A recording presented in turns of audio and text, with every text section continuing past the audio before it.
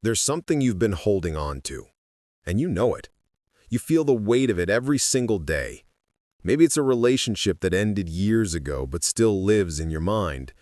Maybe it's a version of yourself you built your entire identity around, and now that person doesn't fit anymore. Maybe it's a dream you've been chasing so long you forgot to ask if you even want it. Whatever it is, you're not letting go. And it's killing you. Slowly, quietly, in ways you don't even realize. This video found you because you're standing at the edge of something ending. And deep down, beneath all the fear and the what-ifs and the maybe if I just try harder thoughts, you know it's time. But knowing isn't the same as doing, and letting go, that's the hardest thing you'll ever have to do. Because it's not just releasing what's in your hands, it's releasing who you were when you held it. Let me tell you something nobody wants to hear. Holding on doesn't keep things alive. It kills them. Slowly. Like trying to keep a butterfly in a closed fist. You think you're protecting it. You think if you just hold tight enough, it won't leave. But all you're doing is crushing it. And the longer you hold, the more it withers. Until one day, you open your hand and realize what you've been holding on to isn't even real anymore. It's a ghost, a memory of what it was, and you've been sacrificing your present for a past that doesn't even exist. But here's what makes it so hard. Letting go feels like losing. It feels like failure, like giving up, like admitting you were wrong or weak or not enough. And so you hold on. You convince yourself it's loyalty, it's love, it's hope, but it's not. It's fear. Fear of the emptiness that comes after. Fear of who you'll be without it. Because the thing you're holding on to, it's not just a thing, it's a piece of your identity. And when you let it go, you have to let go of the person who needed it. And that feels like dying. And in a way, it is. Because transformation isn't gentle. It's not a smooth fade from one version of yourself to another. It's violent. It's the tearing away of everything you thought defined you. It's standing in the rubble of your old life and having no idea who you are without it. And that terror, that complete loss of identity, that's why most people never let go. They'd rather carry the weight forever than face the emptiness of release. But here's the truth they don't tell you. That emptiness, it's not death. It's space. Space for something new. Space for the version of you that's been suffocating under the weight of what you refuse to release. You're not holding on to something valuable. You're holding on to an anchor, and it's dragging you to the bottom. And the moment you let go, the moment you stop fighting the current and just release, you rise. Not immediately, not dramatically, but you rise. Now, something starts happening when you're on the edge of letting go. The universe, or life, or whatever you want to call it, starts sending you signs. Not mystical, burning bush signs, quiet ones.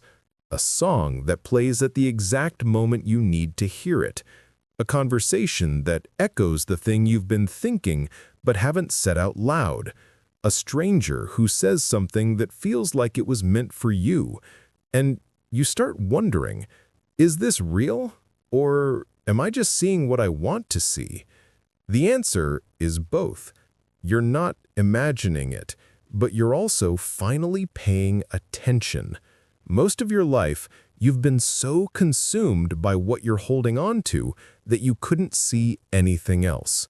But now, standing at the edge, your grip loosening, you're finally awake, and the world has always been speaking. You just couldn't hear it over the noise of your own clinging. These signs aren't coincidences. They're confirmations. They're the universe saying, yes, you're ready. Yes, it's time. Yes, you can let go. But even with the signs, even with the knowing, there's a moment right before release where everything in you screams to hold on. It's the moment where the fear is loudest, where doubt floods in, where you think, what if I'm making a mistake? What if I regret this? What if I let go and realize I needed it after all? And that moment, that final resistance, it's the test, not from the universe, from yourself. Because you have to choose, consciously, deliberately, to open your hand, to release, to trust that what's meant for you won't require you to strangle it to keep it. And here's what happens when you finally do, when you finally stop holding on and just let go. Nothing.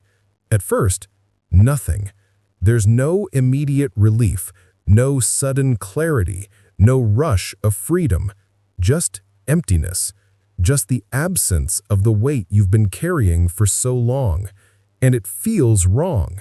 It feels like you made a mistake, like you should reach back and grab it again, but don't, because that emptiness, that's not the end.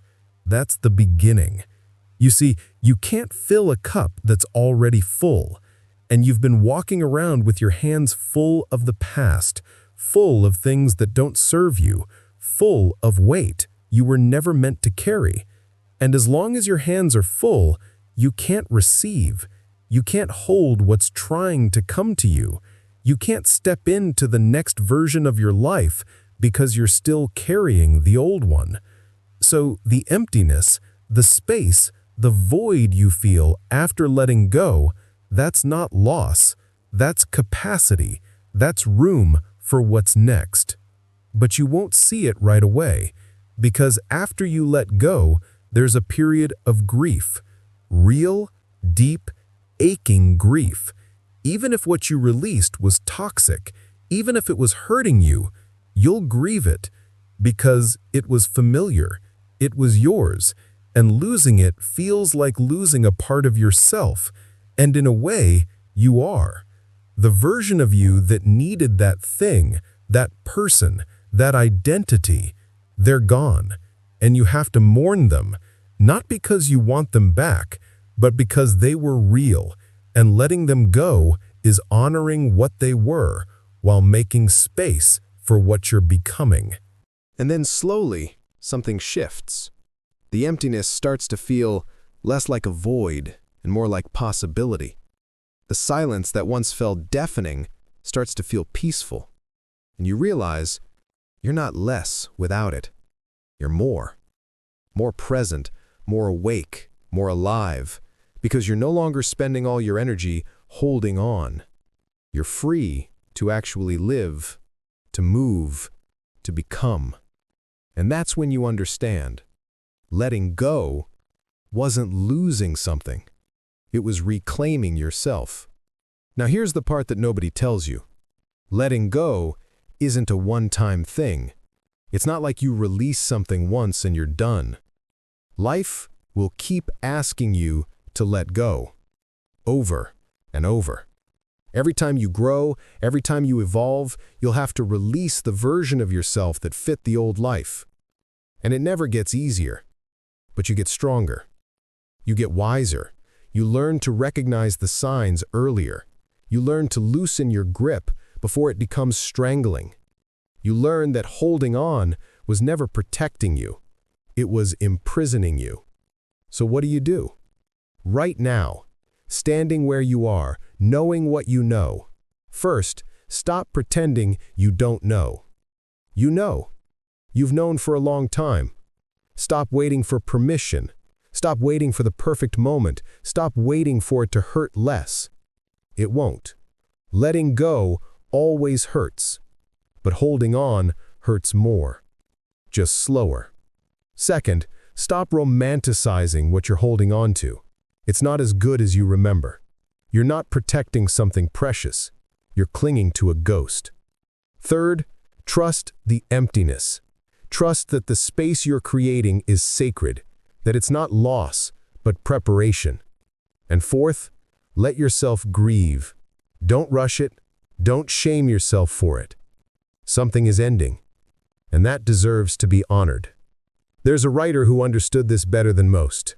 J.R.R. Tolkien. one of the greatest literary minds of the 20th century, spent his life writing about journeys, about leaving, about characters who had to release everything familiar to become who they were meant to be.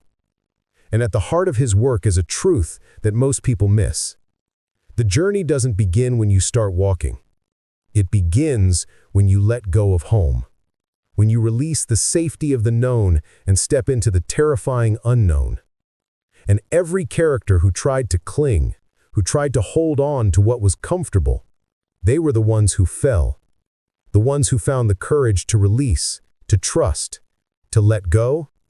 They're the ones who made it. Tolkien wrote about a ring, a small, simple ring that held unimaginable power.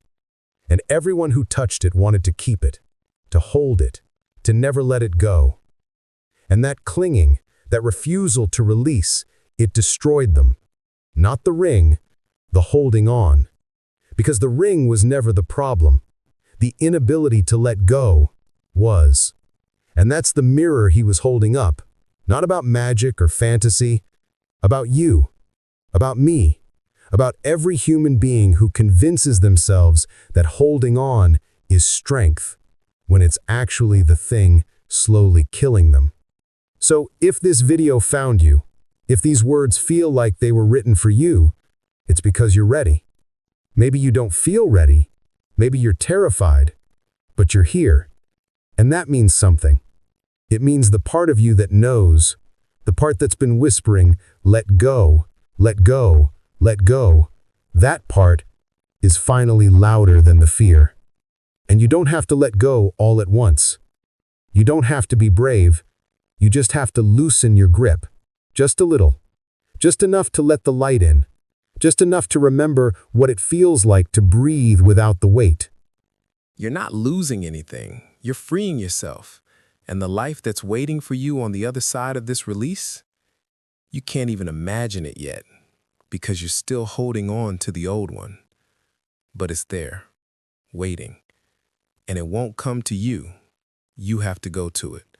And the only way to go is to let go. So take a breath, open your hand, and trust. Trust that what's meant for you doesn't need to be strangled to stay. Trust that the emptiness is not the end, but the beginning. Trust that you are ready because you are. And this video found you to remind you of that. If this resonated with you, if these words met you where you are, know that you're not alone. There are others standing at the same edge, others learning to let go. And if you want more reflections like this, words that find you when you need them, subscribe, because there's more where this came from. And maybe the next one will find you exactly when you're ready for it too.